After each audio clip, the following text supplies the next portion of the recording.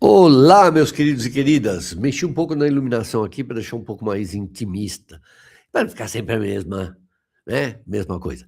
Meu nome é Ricardo Feltrin, esse aqui é um canal de jornalismo independente e também de entretenimento. E a minha gata, comecei a gravar, disparou, né? É sempre assim, não pode gravar que ela não liga para mim o dia inteiro. Quando eu começo a gravar, aí ela quer atenção. Parece gente. Vamos lá, gente. Falando, enquanto tem uma notícia exclusiva aqui, a situação vai mudar de tom. Vocês estão acompanhando, pelo menos boa parte. Monark e Igor 3K eram donos do Flow. Em 2022, lá em fevereiro, o Monark falou uma besteira, foi cancelado, massacrado, humilhado, perseguido, teve que sair do Brasil até, porque ele falou no Flow e perdeu, teve que sair do Flow. E agora, ele fez um acordo lá naquele tempo com o Igor, que vende a parte dele por 10 milhões no Flow. Na época não parecia um ótimo negócio, mas acabou se mostrando um péssimo negócio, porque o Flow fatura muito mais do que isso por ano, entre monetização, entre anúncio, né, patrocinador, etc., fatura muito mais. E o que eu apurei é que o Monark constituiu aí advogados e agora vai entrar com processo contra o Igor 3K, lá do Flow, que continuou com o Flow, e eu não tive acesso a detalhes, porque está sendo preparadas as coisas ainda, mas me parece que o Monark vai pedir a anulação daquele acordo que eles fizeram, fica o dinheiro que foi pago, alguma coisa aqui, porque tem um detalhe, quem é dono da marca Flow é o Monark. Ele é o dono da marca Flow, não é o Igor. E aí, vamos ouvir todas as partes primeiro? Eu peguei aqui, eu sigo um advogado que ele cobre marca, área empresarial, vamos ouvi-lo depois. Mas primeiro vamos ver o que o Monark falou do Igor. Estamos aqui com o meu, o seu, o nosso, o querido BarbaCast. O Monark falando com o Barba. Ele falou que você disse que ele não tentou falar com você, não te respondeu, mas você mudou o telefone e não falou nada, e aí Cara, eu mudei Eles de brigaram. telefone, mas eu mandei o meu CPF pra ele quando eu mandei. Ele sabe meu CPF, tá ligado? Tá no contrato que ele assinou comigo. E outra, eu tô reclamando desse negócio deles pagarem 25 mil há anos na internet já, pelo menos uns 2 anos. Reclamei aqui com você, inclusive, várias vezes. Foi a primeira vez que tu falou do valor foi aqui. Então, exatamente. Então, isso que ele está falando é porque esse acordo de 10 milhões ele ia pagar todo mês, de pouquinho em pouquinho, né? E o Monark falou que ele não estava cumprindo o acordo. Depois o Igor responde falando, tá tudo certo, cumprindo o acordo. Eu optei, segundo o Igor, ele falando, né? Vamos ouvi-lo também, e manter a marca Flow em nome de todo mundo que estava construindo aqui. Mas a marca ainda é do Monark. E eles vão ter que chegar a um acordo com isso agora. veja, ele tá, né, no comando do Flow Podcast. É um canal que tem equipe especializada em entrar em contato com os outros. Se ele quisesse entrar em contato comigo, ele tinha entrado em contato comigo. Mas o que ele estava fazendo era me ignorando de propósito. Porque ele não queria discutir, porque ele não quer me pagar, pô. Eu acho que é isso, né? Bom, e não é, né? O Igor responde, falou que não, que tá pagando tudo direito. Vamos ouvir o outro lado agora da história. Esse canal aqui, sempre que for possível, só quando é impossível, você sempre vai ouvir todos os lados da história. O pró, o contra, um lado, outro lado, uma pessoa com uma posição analítica, que vai ser o advogado aqui. Mas vamos lá ver o que o Igor falou do Monark. Nossas responsabilidades. Mas eu escolhi ficar no Flow. Eu escolhi assumir toda a responsabilidade de todo mundo que trabalhava com a gente. Eu escolhi assumir a responsabilidade de trazer de volta a nossa reputação. Eu escolhi, cara, ficar aqui no mesmo endereço, tá? Dando a cara a tapa todo dia, pra todo mundo ver o que eu tava fazendo, que era uma reconstrução da reputação que foi destruída. Então dizer que o Flow é diferente depois que o Monark saiu. Para quem chegou agora de Carapicuíba, por exemplo, não está acompanhando a história, o Monark falou que ele seria a favor, por ele estava sendo genérico, ele seria a favor que se poderia existir um partido nazista no Brasil, ele não via nenhum problema. Pronto, falou isso, foi massacrado, humilhado, perseguido, atacado, Ministério Público, depois o Ministério Público volta atrás, falou que não cometeu nenhum crime, aí entra um outro promotor lacrador, desfaz o que o anterior tinha feito e continua processando, enfim, acabou a vida dele, né? Era o grande negócio, era o principal, ele, ao lado do Podpah, né? São os maiores podcasts do Brasil, e acabou a vida do Monark por causa de uma frase, e obviamente o Igor teve que pagar por isso também, porque foram para cima dele, fazendo pressão, a Sleeping Giants, vamos tirar anúncio, etc. Então o Igor foi afetado pelo que o Monark falou. Só que o Monark não falou nada demais. E eles não tiveram coragem de peitar, né, a militância, os lacradores, a máquina de linchamento, falou: o cara não falou nenhum crime, vamos continuar aqui. Quer sair daqui? Sai. Depois eles vão voltar, porque não tem podcast desse tamanho. Então, qualquer pessoa que tenha marca não vai anunciar, porque o cara falou assim: na minha visão, poderia ter até um partido nazista. Nossa, agora tem que prender o cara, né? Mas o Igor sofreu as consequências do que o Monark falou. Mas, em compensação, ele não fez nada pelo Monark, do ponto de vista de, vamos segurar a barra, vamos junto, vamos levantar nós dois, não sei o quê. Então, o Monark tinha que sair. E perdeu um puta negócio. Aí ele faz um acordo pressionado, no meio de um lixamento, às pressas, depois sai do Brasil, né? E agora, tudo isso pode acabar, porque ele entra com uma ação para desfazer esse lado da história. Mas isso é óbvio, você não precisava dizer, porque o Flow acabou no dia 7 de fevereiro de 2022. E o que veio depois só tem o mesmo nome. E a gente mantém o mesmo nome por respeito ao nosso trabalho, ao nosso esforço e ao movimento que é o Flow, entendeu? Sobre eu ter ficado no Bem Bom. Deixa eu fazer aqui um pequeno resumo de como foi a tempestade de merda que a gente viveu nos meses que vieram depois, né?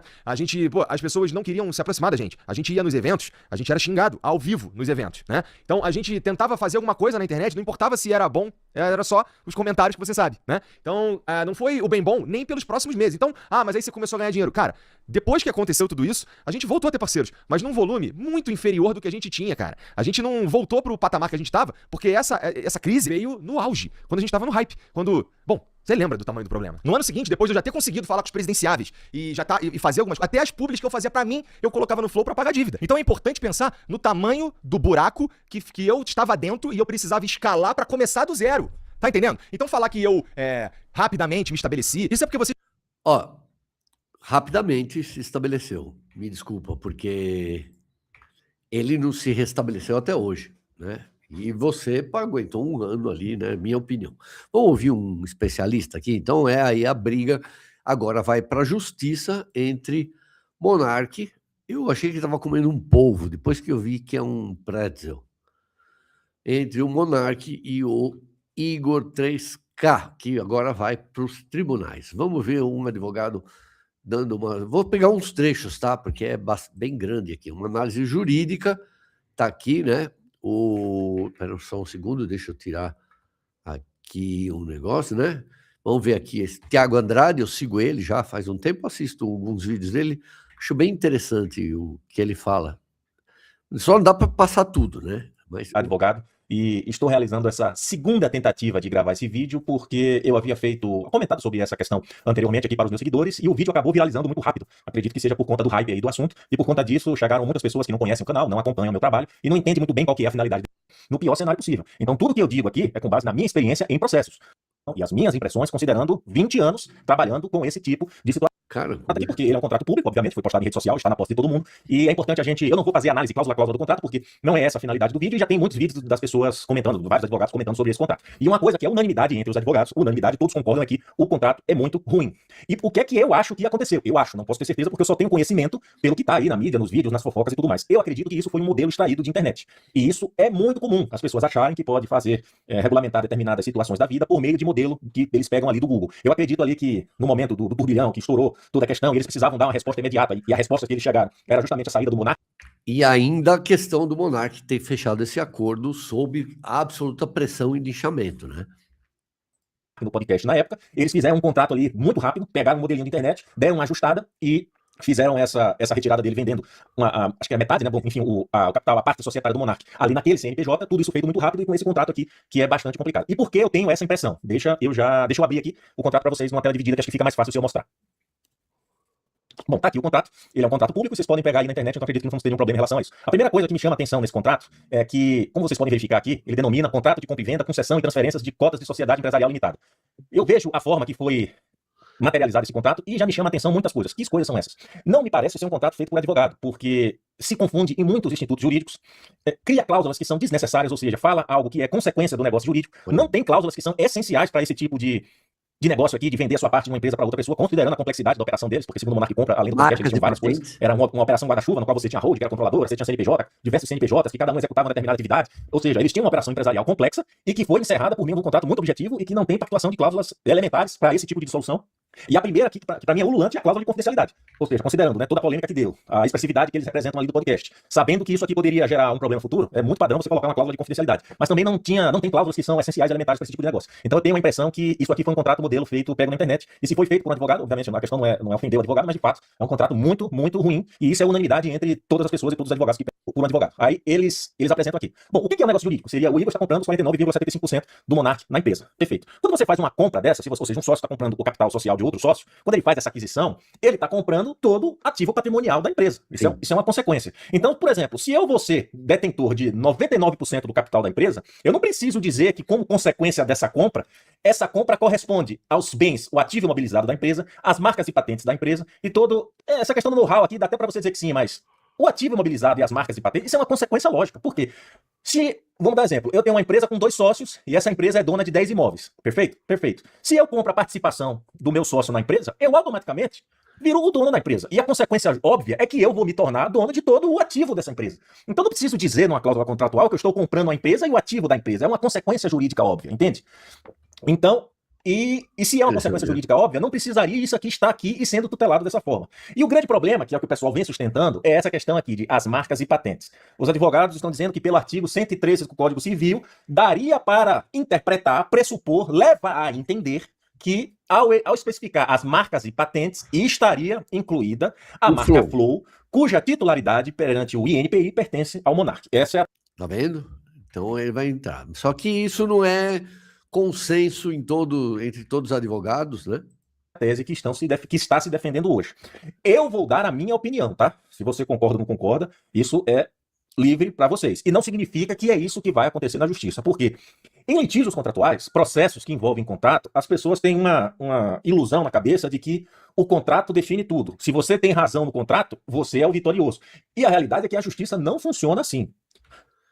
Ainda que você tenha um contrato que lhe garanta um determinado direito ou uma determinada obrigação, você não tem garantia nenhuma de que você vai entrar com um processo, o juiz vai lhe dar razão e você vai ganhar só porque você tem o contrato do seu lado. Um contrato dúbio como esse aqui, que vai praticamente colocar tudo na mão do juiz. Porque o juiz, na hora de interpretar, considerando a fragilidade contratual, você meio que vai dar uma carta branca para o juiz. E o juiz, ele pode interpretar isso de N formas. Pronto, falou tudo que é. De qualquer forma, tá aí a briga entre Monark e Igor 3K, né? Eu não vi o contrato, né? Tá, o contrato tem aí acessível, né? Tudo, mas o que eu vejo mesmo é... Não conheço Monark, não conheço o Igor, nenhum dos dois pessoalmente, não tenho nenhuma relação, nunca conversei com nenhum deles, assim, mas a minha análise de jornalista é... eles tinham um negócio explodindo, um dos sócios fala uma besteira, é massacrado pela gangue da internet, ninguém ficou do lado dele, ele tem que sair do negócio para o outro reconstruir a vida, e o outro reconstrói a vida e muito bem, né? Não pode falar o que for, né? Mas o Flow voltou a ser um dos maiores podcasts, ou talvez o segundo maior podcast do Brasil, em faturamento é um dos maiores também, e muito rapidamente, em um ano, a vida do Igor voltou ao normal, ao bem bom, à opulência. O do Monark não, desde 2022 o cara é perseguido, massacrado e não tem espaço. E quando ele quer montar o canal, vem ali o STF e fala que não pode montar o canal. Ele está proibido de falar, né? Basicamente. É isso. Então tá aí, gente. Essa briga vai longe agora. Eram amigos, se tornaram queridos pelas pessoas, principalmente por causa da pandemia, né? Surgiu num momento, assim, na hora certa, na hora errada para todo mundo, mas na hora certa para se montar uma coisa que trazia companhia. O Podpah foi a mesma coisa, né? Todo mundo fala mal do Podpah, mas assim, Os caras têm uma importância aí no que eles fizeram. Não interessa o que eles falam, não sei o quê, mas eles foram companhia das pessoas. As pessoas se apegaram ao Podpah, ao Flow. Também, muita gente, por causa da pandemia, se tornaram amigos que entravam na sua casa.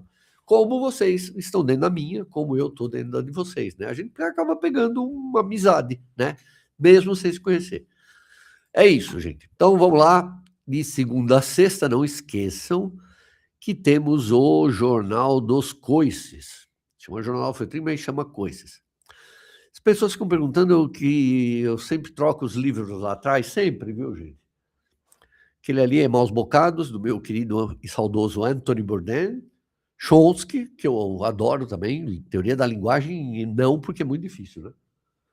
Uma Temporada no Inferno com o Rolling Stones, que é de um roadie que escreveu, né? Ficou na época pior deles, todo mundo usando tudo ali, né?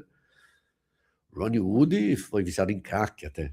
E o meu querido João Carlos Martins, ali, uma das biografias dele, tá bom? É isso, beijos, passem bem todos.